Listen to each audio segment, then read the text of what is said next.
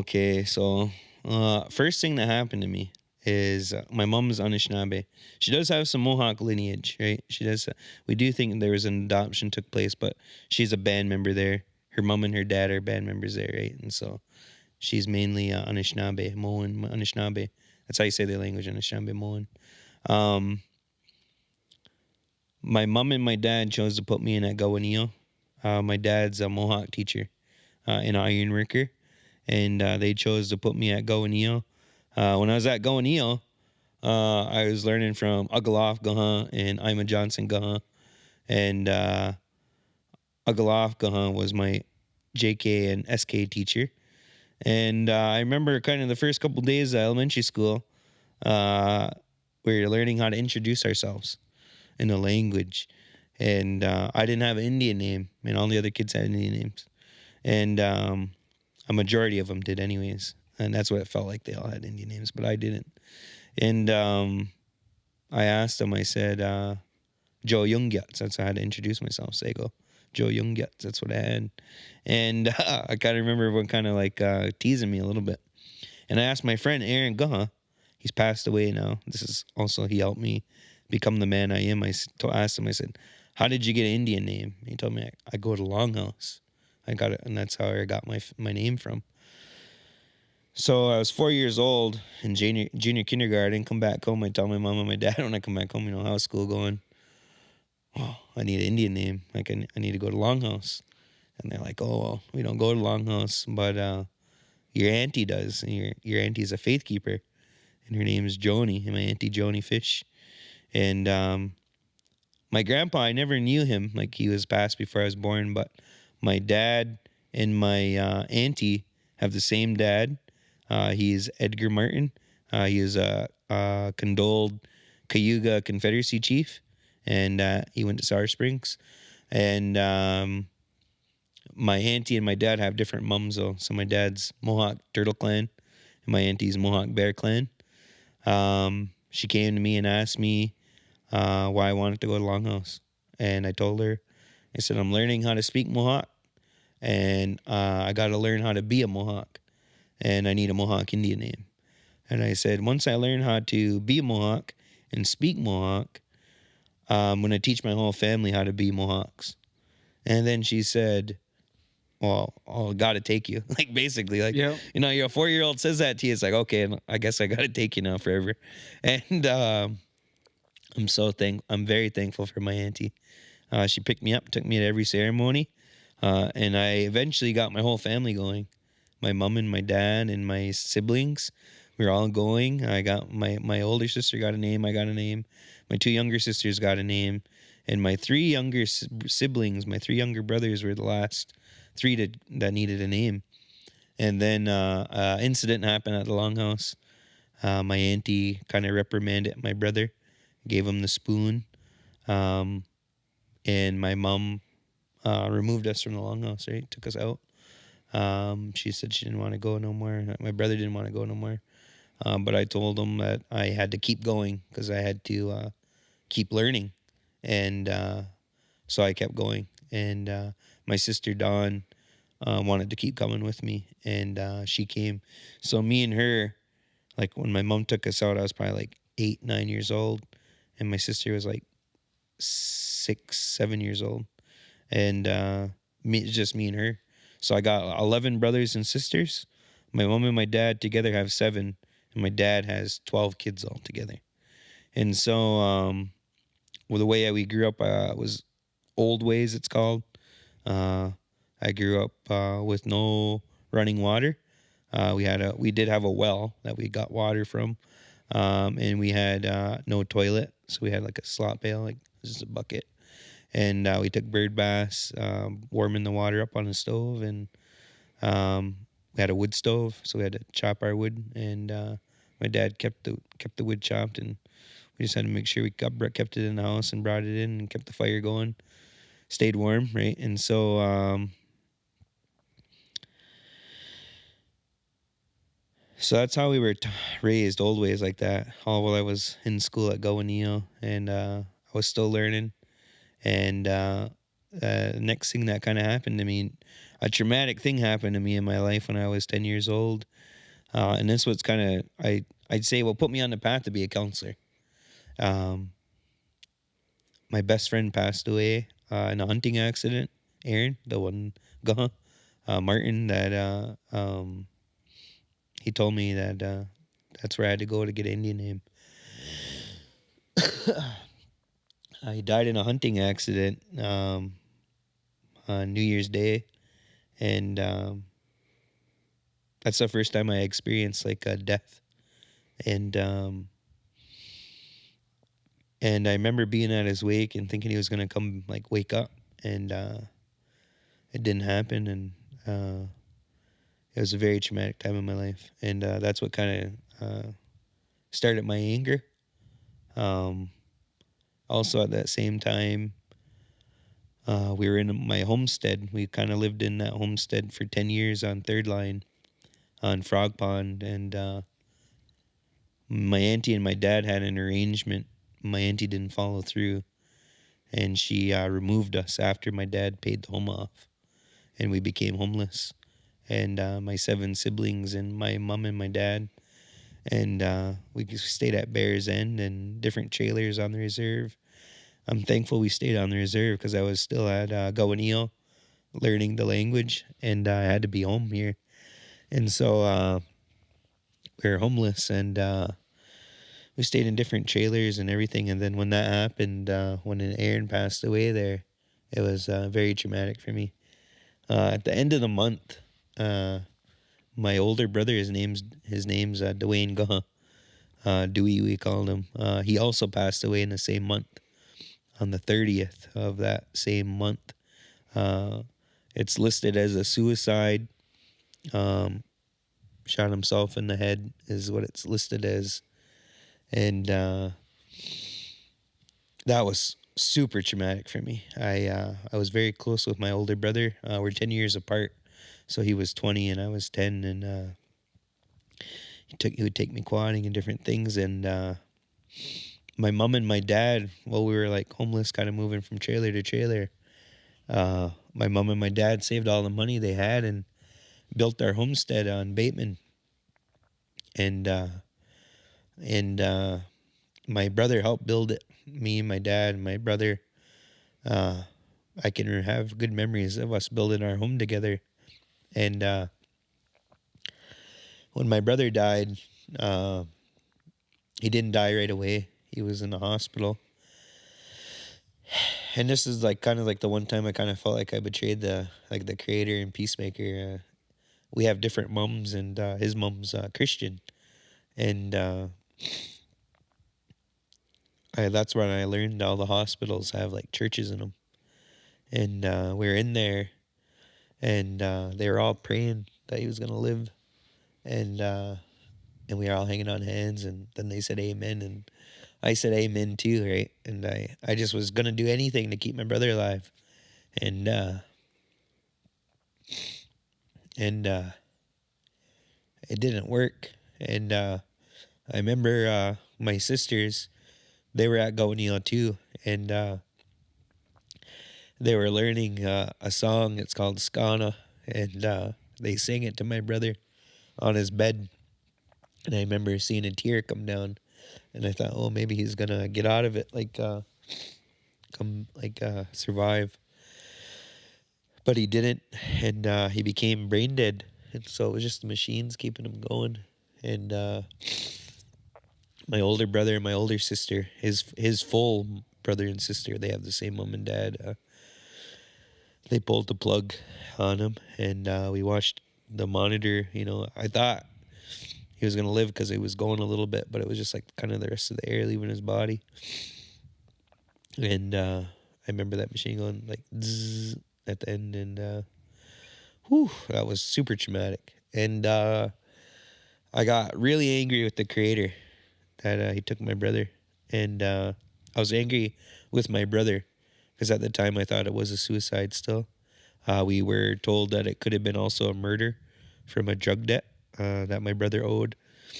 So there's 2 stories, but it's like officially listed as like a suicide.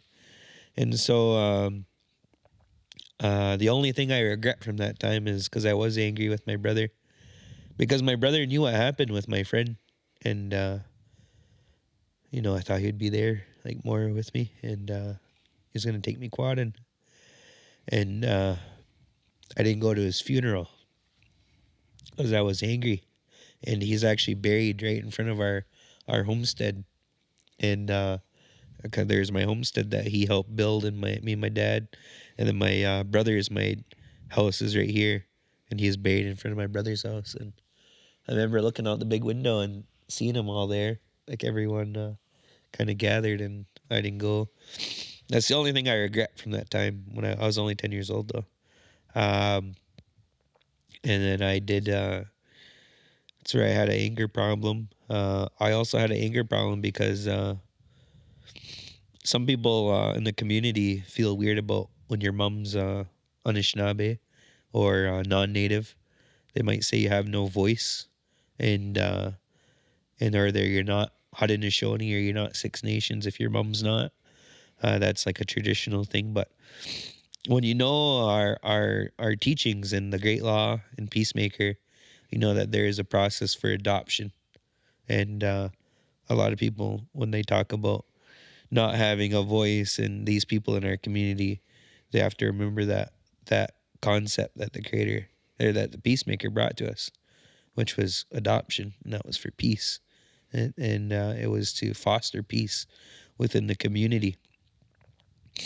And so yeah, I was angry with that. Sometimes people made comments about me being from New Credit, not belonging in the longhouse too. Someone said that to me. Another younger man. um and so that's where that anger problem came in. And my mom, when when I was in my younger years, she was in the field. So she worked in the tobacco field, berry field, and then she went to school for her social service worker. And then when I was in high school, she went for her bachelor's of education through Brock. And so I watched her get her education, and our life slowly get better. You know, she did get a payout from the residential school. My grandfather went. Also, my grandmother went. My dad's mother and my mother's father went. My grandma and grandpa. And so she got a payout from that, and New Credit also got a payout from that. And so um, the Mississaugas got a payout from the Toronto Purchase. Um, my mom took that money and finished our home basically. Like got us bed sets and got the water put in, and it was nice to have a toilet and running water and everything, and very thankful for that, and counseling and everything, and seeing my mom become a counselor did help me, like push me towards that. Like I seen, like I didn't want anyone in the community, the young men, to go through what my brother went through, what I went through as a young man, and I just started to get like more confidence the older I got on who I was, right, who I am. And when I got done high school, I was in between. I got accepted to college, and I was excited to go to Fanshawe. And I didn't start till January, and we're done in June. So I had a good 6-month break. And in between that time, I start going with my then girlfriend, now wife, Melita. And whew, yeah, I was 19, and she got pregnant in October, and we found out in like November. And I was supposed to go to college in January. And whew, that's what, when that happened, I feel like that's kind of what made me a man. Like, oh, heck, I'm responsible for someone other than myself now. I have to man up. I have to get done school. So I think like getting my wife pregnant before I went to college, kind of motivated me to get done. I got to get done, and I'll have a good job, and then I can help my family. Help take care of my family. And I'm so thankful. My mom, like I stayed with my mom at her house while I was in school. Um, she helped me get there. My dad too, and my mom and my dad both helped me a lot get done post secondary. Then when I got done, like I learned way more firsthand than in college. Like I learned way more being in the front lines and in the group home, working with the youth, what they're going through, uh, seeing what their home lives are, like alcoholism, uh, mental health, addictions, uh, all kinds of stuff, family trauma, family intergenerational trauma, all the things they're going through, and they're just surviving, and it just feels like they need like just one good role model will help them out, right? I feel like, and I made a lot of good connections with those kids, and I wish the best for all of them. I see them from time to time. Give them a handshake, give them a hug or whatever, and catch up. A lot of them are having kids now, and some are doing good. Some are carrying on the negative cycles that are carried on, and it's sad to see. Thinking, maybe I could have helped them out a little bit more, and then working in the family shelter, seeing the family violence firsthand in the community. That was a hard job because I know a lot of the men that were the abusers of the domestic violence in the community, and seeing them, and trying to keep that like professional versus like being in the community. Like you look at them differently now. What this type of, that's why I could only do it for a year, and then being in the classroom, knowing that okay, it's way easier in life when you get done and post-second, like get some type of skill. Post-second, go to college, go to university, or do a trade, some type of skill other than like working minimum wage. Life is very hard on minimum wage, right? Taking care of your kids. And so seeing that firsthand. And then working at Child and Family Services, the crisis line with all the mental health stuff. And then working like with the families that had their children apprehended and trying to be a better father, right? Seeing that what the fathers were doing wrong.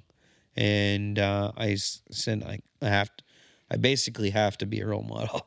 Yeah. You know what I mean? Like, it's not that I want to be or I'm trying to be. It's just like, I have to be, because my role models are there's not a lot to look up to, like, sure, there's some of them play lacrosse I look up to, but when you get back to their family lives, like, I don't know, like, is that something I want to look up to? I want me and my wife to grow old together and, have a bunch of grandchildren and have Christmas and dinners together. I want to forever love, Yeah, you want something that'll last. Yeah. So, like, you touched on so many topics there, and I want to bring it back to one of the very first ones. Yeah. And I think it's a topic that a lot of men don't really talk about. They kind of talk about amongst themselves, but it's a very pivotal part in like a father-son relationship, or even like I feel like it's a very pivotal part in like a parent's relationship. Our parent and child relationship is talking about death. Oh, yeah. Because like for myself, the first time I experienced death, I think I was in grade 3. Mm-hmm. And there was a young lady named Jessica. She had passed away. I was at Isle Thomas, and she got on my bus. My grandma was Eleanor Miller. She used to drive the Lillian Miller bus line, and it was a handicapped bus. So this young lady was handicapped, and I would get on the bus with my grandma because that's my grandma. She would just drive me to school. I would get on the bus. I would help her, and so I would help her. And then Jessica didn't get on the bus one day, and we went to school, and then got off the bus, and no Jessica. And then all of a sudden, like we found out that like she had passed away after we had already gone out for like our like one recess or something. That we came back in, and it was just like, whoa. But I remember people were looking at me different because like I had gone on the bus with her, and like I was kind of like friends with her because like I just kind of helped, and she was handicapped, and I was used to always helping people. That's always I was known to do, and and I remember experiencing that death. And I remember asking my father, like, oh, what happens after you die? Well, And I remember like exactly clear as day. He basically just looked at me and said, well, I don't know. I haven't died yet. And, it's a very, like, that's a common answer. No one knows, right? no one knows. No one knows. No one really knows. But what type of a surety do you give to your son or to your child when they have when they lose someone so young. Yeah. Like, what did your father, what did your mother say to you? How did they comfort you? And how do you take your learning experience to want to comfort your child when it comes to death? Because nowadays, I'm looking around at our community and we're losing young people. Yeah. And it's not okay. So like, what do we say to, our children? Do we just hold them close and say nothing? Yeah. Because I feel like that's what we do sometimes, is we don't actually say anything, Yeah. but we need to say something. So what would you say? Oh, that's a good question. So when I first experienced death, it was hard. My mom gave me a lot of love, hugs. I was crying a lot. Not gonna see my friend no more, not really knowing what that was or anything, right? And take it back to the teachings. This happened to us before when we first were in our teachings. When it's actually how the clans came to be. The clans didn't come from the creator.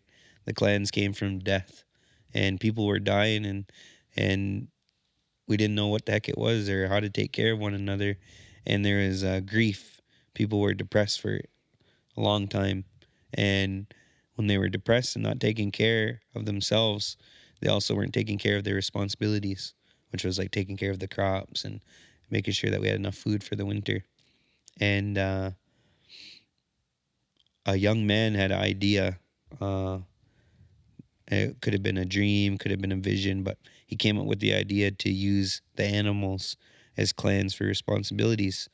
And he had the idea that the eldest grandma in each community, in each family, would go down to the river, and whatever animal they seen is which clan they became. And so that's how we got the clans, right? One grandma went down, seen a bear. One grandma went down, seen a turtle. One seen a wolf, right? So we got all our clans. And they're supposed to take care of one another, right? That was his idea, that when the bear clan died, that the turtles and wolves would come take care of them for 10 days, take care of their responsibilities and let them grieve. And after 10 days, you had to get back to work. You had to get back to your responsibilities, right? And knowing that, like we're taught that right from going, right from an early age, right? How the clans came to be. And my family kind of treats death like, oh, it's a part of life. Like you're gonna go up to the sky world, Kaluhyage, and then you're gonna be happy. You're gonna do the ceremonies every day there. You're gonna be dancing every day there with our family, and that's kind of what we were taught, right? And in our process, right, there's wakes. So when my friend died, that was the first time I went to a wake, and the kids obviously weren't allowed to stay, but I was able to go and do the visit, and that's the first time I went to one, and I didn't know where it came from at first. There's a couple different beliefs, I guess, that it came from the Tutulos, that it wasn't originally like Haudenosaunee, that we took it in after. I was told that our ways was kind of like when we buried them, we had a fire at their grave for 3 days or something like that. And so that's my family kind of just treat us like it's part of life. It's normal. It's normal. But when you have someone so close to you pass away, it is different, right? It was really different for me. And no one knows. Like you said, it's all theory. I always like to think, I said, if the Christians are right, I'm probably going to hell. They consider me a pagan.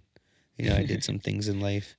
I had my first daughter before I was married, right? There's some things, but I guess they say if you believe in Jesus at the end of the day, that you'll get in. And I do think Jesus was a real person.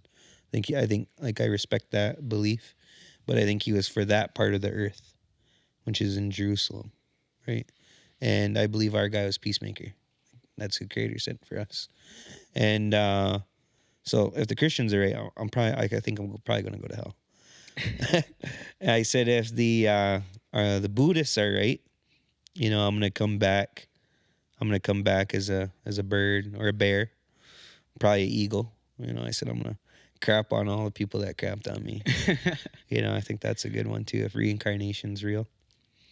And then I said if we're right, I'll be dancing in the sky with my relatives, which is pretty cool. I love dancing. Everyone knows I'm a smoke dancer. I'm a powwow dancer. They see me at all the socials. I I love to dance. It's how I show the Creator that I'm so thankful for this life that I was given. Um, and then I said, but the atheist might be right, and science might be right, and there's literally nothing after when you're done taking your last breath. That you just go back to the earth and life carries on, right? And that could be true too. And so I said, if the atheists are right, I better live in heaven every day, like try to make heaven every day for my kids and for myself and my family. Try to be happy, try to be the best dad I can be, and that's where I get that mindset from. So the way I teach my daughter about it is again through the clan story, talking about death and how that came to be and why we made the clans up. And I do help sing at wakes, at the different wakes when I'm asked, only because like when my brother died, we didn't have one for him. And my grandma died through COVID. And I had asked some people to help me with one, and no one didn't help me, which is okay. So I did it. Me and my uncle did the wake for my grandma. Like that's again where the clans come from. That's not supposed to happen. Someone from the other clans are supposed to come help us, but it didn't happen. It's not happening nowadays. That's why you see a lot of. I feel like the current state we're in is because of that. We're not taking care of each other through death with one another.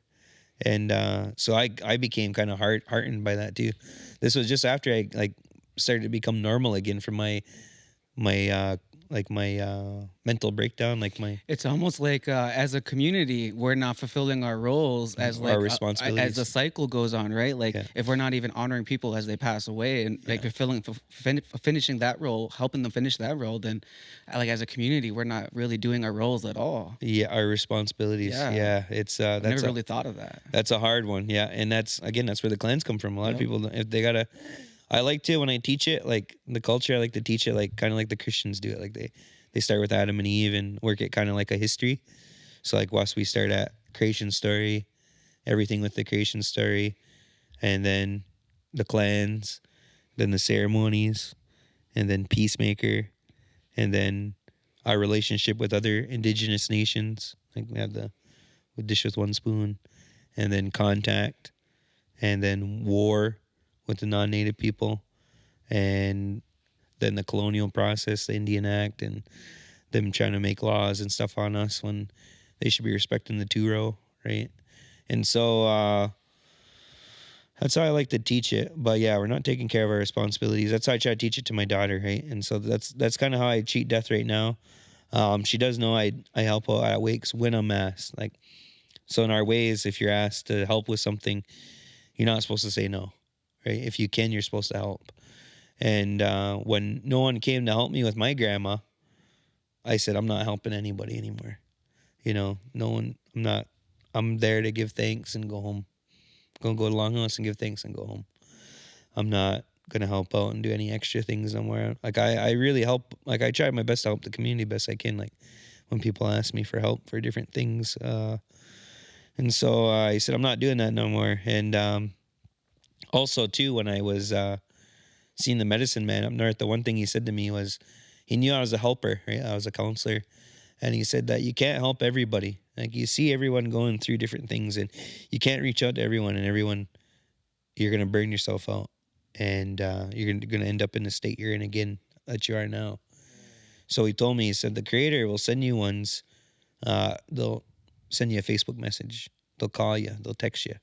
Those ones are being directly sent to you by the Creator. You're not reaching out trying to help everyone. You're just helping out the ones that reach out to you. So I said, okay.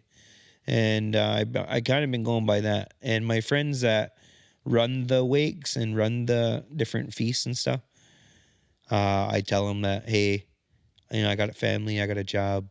I'll help you. And I'll always help you. Like if you ask me, I'm going to come. But don't ask me unless I'm the last guy. Like ask the young men to help you. Ask these people to help you. And if no one's there and you need me, text me and I'll be there. I'll be there every time. And that's kind of how it is now, right? So my daughter knows from time to time I get asked, and I'll go sing all night, and then come back and go to work, go sleep for an hour, go to work all day, And so she's kind of familiar. She knows with it, right? Got to wash my face. She believes, I think, that we go to the sky world. In our process, we know that you get a year on the earth after. And then when you hit the 1 year is when you make your journey to the sky world, right? And so she knows that. It's what I talked to her about. It's what I was taught. But I do tell her that, because some of her friends are Christian, right? And she asks questions about that. And I think deep down inside, at the end of the day, it's all the same thing. There's a great spirit. There's some type of creator. People can believe what they want to believe, but chicken or the egg, bro. Like we only know one way to bring kids is a man and a woman getting together and having relations and raising a kid. So it's always back to who took care of the first babies, like the creator did. So